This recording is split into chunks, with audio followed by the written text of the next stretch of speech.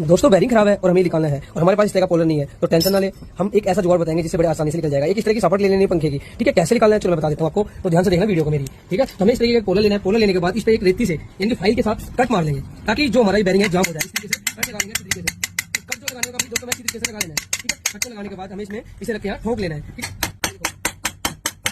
ये इस तरीके ठोका, अभी हमारे यहाँ पे जाम हो चुका है, ठीक है। अब हम क्या करेंगे, हथौड़ी को जो अपने सापट को इस तरीके से रखने के बाद इसी तरीके से इस पे मार देना से इस तरीके चोट मारते रहना हमें, और ये हमारा जो बाहर आ जाए। देखो केवल 2 या 3 झटके में हमारा ये बाहर आ गया है, ठीक है। देखो हमने सापट ठोकी थी, प्रॉपर सापट ठोकी और हमारा बेरिंग काफी आसानी से बाहर आ गया दोस्तों। तो कैसे लगी छोटी सी जानकारी।